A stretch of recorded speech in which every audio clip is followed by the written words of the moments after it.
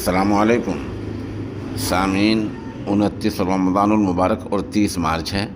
خبر کا عنوان ہے ماسکو میں روس کے صدر کی کار میں دھماکہ۔ جنوبی کوریا نے روس کو مدد کے لیے 3000 اضافی فوجی بھیجے۔ یوکرین کی فوج نے بیلگا روڈ میں حملے تیز کر دیے۔ یہ بیلگو روڈ ایک محیطہ رشیا کا علاقہ ہے۔ خبر تفصیل سنیے۔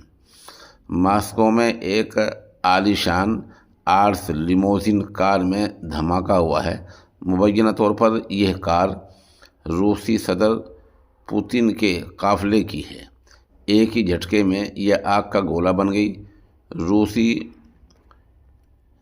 سیکورٹی ایجنسی FSB کے صدر دفتر کے پاس یہ دھماکہ ہوا ہے۔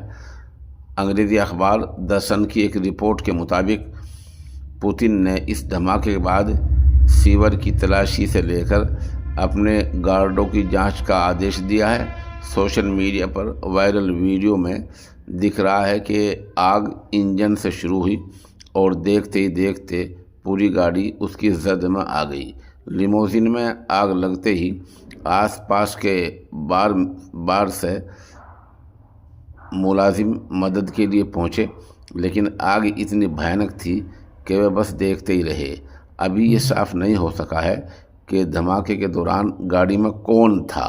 لیموزین پوتن کے پریزیڈنشیل پراپرٹی مینجمنٹ ڈپارٹمنٹ کی بتائی جا رہی ہے۔ آگ کی وجوہات کا بھی ابھی وضاحت نہیں ہو پائی ہے۔ یہ حادثہ لومیکا میں واقع FSB خفیہ ایجنسی کے صدر دفتر کے پاس ہوا ہے۔ واضح ہو کہ اس گاڑی کی قیمت تقریباً 3 کروڑ روپے ہے۔ وہیں دوسری طرف یوکرین کی فوج نے روس کے بیلگو روڈ علاقے میں زوردار حملہ بول دیا ہے۔